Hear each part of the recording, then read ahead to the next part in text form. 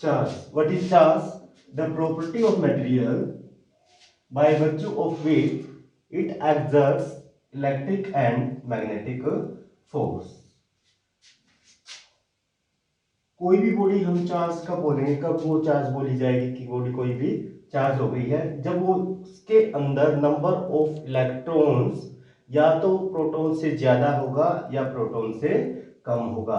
अगर number of proton से ज्यादा होगा तो बॉडी नेगेटिवली चार्ज हो जाएगी, और अगर नंबर ऑफ प्रोटॉन से कम होगा तो बॉडी पॉजिटिवली चार्ज हो जाएगी। तो किसी भी बॉडी के चार्ज का पता करना कि पॉजिटिव है या नेगेटिव है, उसके लिए हम एक इंस्ट्रूमेंट यूज करते हैं, वो बोला जाता है गोल्ड लीफ इलेक्ट्रोस्कोप।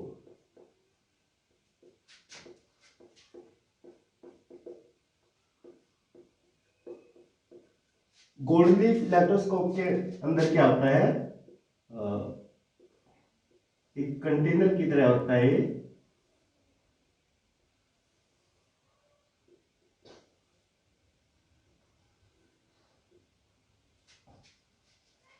और यहां पर एक मेटेलिक वायर,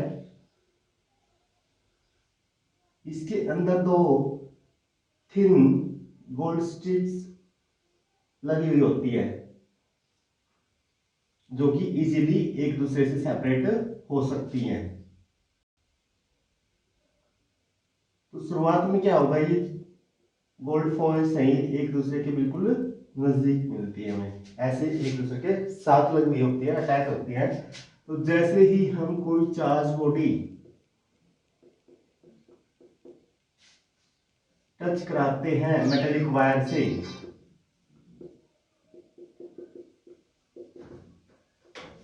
तो क्या होगा, वो चार्ज यहां से मेटेलिक वायर से फ्लो होता हुआ आएगा, और यहाँ पर दो स्ट्रिप है जो गोल्ड की, वो भी कंडक्टर है, तो क्या होगा, दोनों में पॉजिटिव चार्ज आ जाएगा।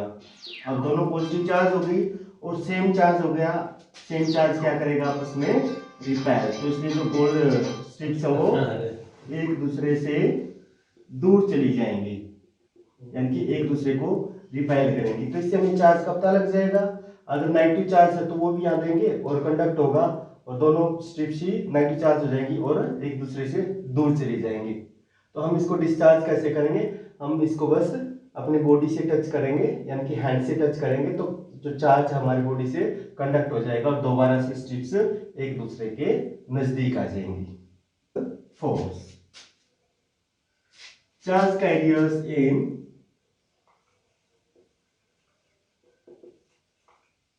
in solids, liquids and gases। हमें पता है कि सॉलिड्स के अंदर जो भी कंडक्टर्स आते हैं तो उनके अंदर जो चार्ज कैरियर्स क्या होते हैं, इलेक्ट्रॉन्स।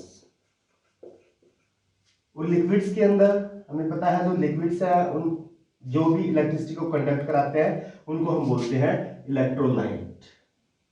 तो इलेक्ट्रोलाइट्स जैसे कि NaCl, तो डिकम्पोज होने पे क्या दे रहे, Na प्लस Cl माइनस, तो इनके अंदर क्या आते हैं, ये आयंस, इनके अंदर क्या बोले जाएंगे, आयंस। जो गैसेस हैं, जनरली गैसेस अपने अंदर से चार्ज फ्लो नहीं कराती है, यानी जो गैसेस है चार्ज फ्लो नहीं कराती हैं, लेकिन क्या किया जाता है, अगर गैसों से हमें करंट पास करना होगा, उनको गुड कंडक्टर बनाना होगा, तो कैसे किया जा सकता है, उनको हाई पोटेंशियल प्रोवाइड करेंगे, हाई पोटेंशियल प्रोवाइड करेंगे, और एक्सरेज का एक्सपोजर देंगे, जिससे क्या हो जाएगा, वो आयनाइज्ड फॉर्म में हो जाएंगी, और एक्सरेज से या हाई पोटेंशियल से क्या होगा, उनके अंदर से जो इलेक्ट्रॉन्स हैं वो रिमूव हो जाते हैं, कुछ जो इलेक्ट्रॉन्स हैं वो गैसेस से रिमूव हो जाएंगे, जिससे क्या होगा, गैसेस के अंदर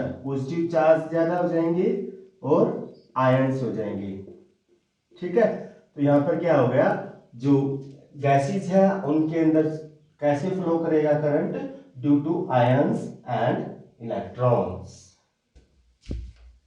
चार्जिंग ऑफ अ बॉडी, कोई भी बॉडी है हम उसको कैसे चार्ज कर सकते हैं, उसके लिए 3 मेथड्स है, फ्रिक्शन, कंडक्शन, इंडक्शन।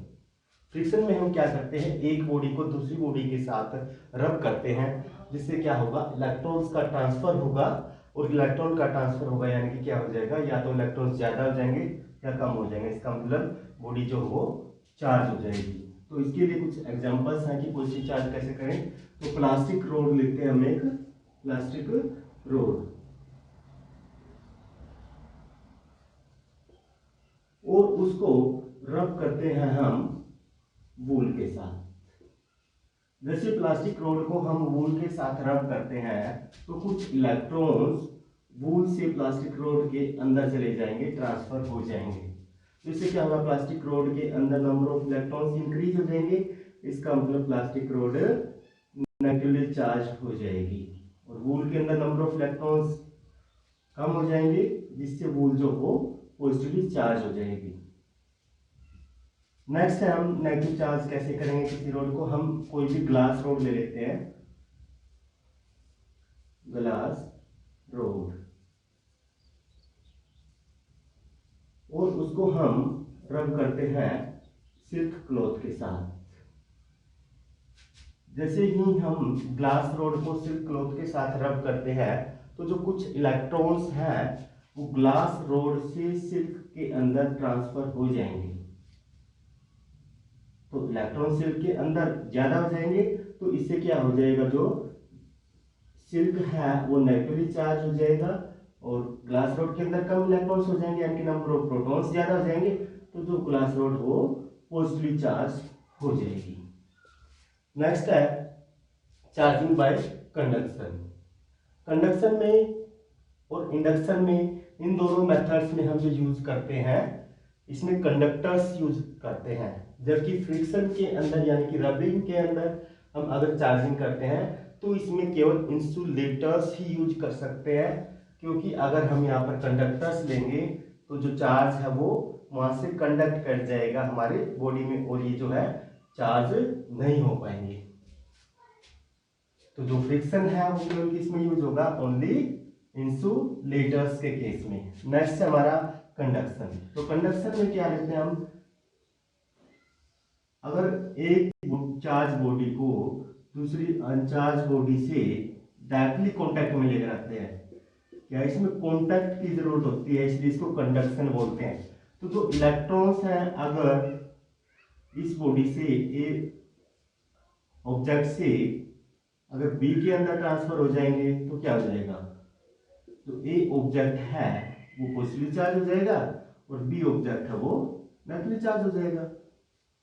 या फिर दूसरा केस क्या हो सकता है, अगर हम दोनों को कांटेक्ट में लेकर आते हैं, अगर इलेक्ट्रॉन्स बी से ए के अंदर ट्रांसफर हो जाते हैं तो क्या हो जाएगा, ए के अंदर नंबर ऑफ इलेक्ट्रॉन्स ज्यादा हो जाएगा तो ए नेगेटिवली चार्ज, और बी के अंदर नंबर ऑफ इलेक्ट्रॉन्स कम हो जाएगा यानी कि नंबर ऑफ प्रोटॉन्स ज्यादा हो जाएंगे तो बी पॉजिटिवली चार्ज। तो इस तरीके से हम कांटेक्ट से, डायरेक्ट कांटेक्ट से जब बॉडी को चार्ज करते हैं तो कंडक्शन बोला जाता है। ऐसा केवल कंडक्टर्स में ही हो सकता है।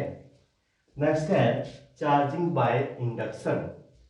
इंडक्शन में क्या करते हैं हम, मान लीजिए एक मेटालिक स्फीयर ले लें हम, तो हमें पता है मेटल्स क्या होंगे, जनरली स्टेबल होती है यानी कि न्यूट्रल है। तो न्यूट्रल है तो इसमें same number of positive charge and same number of negative charge present होगा। तो जैसे ही हम इसके पास एक चार्ज पॉजिटिवली चार्ज रोड लेकर आते हैं तो क्या होगा, हमें पता है कि लाइक चार्ज अट्रैक्ट करेंगे एक दूसरे को और अनलाइक चार्ज रिपेल करेंगे। तो क्या होगा, पॉजिटिव चार्ज किसको अट्रैक्ट करेगा, नेगेटिव चार्ज को, और रिपेल किसको करेगा, पॉजिटिव चार्ज को। तो जो चार्ज है वो बॉडी के इस तरीके से जाएंगे, एक एंड की तरफ तो नेगेटिव चार्ज और एक एंड की तरफ पॉजिटिव चार्ज। तो उसके बाद हम क्या करेंगे, रोड को ऐसे ही रखना है, इसकी तरफ नेगेटिव चार्ज होंगे, इधर पॉजिटिव चार्ज होंगे। तो फिर क्या करेंगे, उसको हम ग्राउंड कर देते हैं पॉजिटिव चार्ज वाले एंड को। जैसे ही पॉजिटिव चार्ज वाले एंड को हम ग्राउंड करेंगे यानी कि अर्थ के साथ कनेक्ट कर देंगे मेटालिक कॉन्टैक्ट से, तो क्या होगा, अर्थ में क्या है, नंबर ऑफ इलेक्ट्रॉन्स, बहुत ज्यादा नंबर ऑफ इलेक्ट्रॉन्स है और इलेक्ट्रॉन्स का मास होता है काफी कम, इसलिए क्या होंगे, वो ऊपर की तरफ फ्लो होंगे और पॉजिटिव चार्ज को न्यूट्रलाइज कर देंगे। तो क्या हो जाएगा हमारे पास, पॉजिटिव चार्ज न्यूट्रलाइज हो गया तो क्या रह जाएगा, ओनली नेगेटिव चार्ज,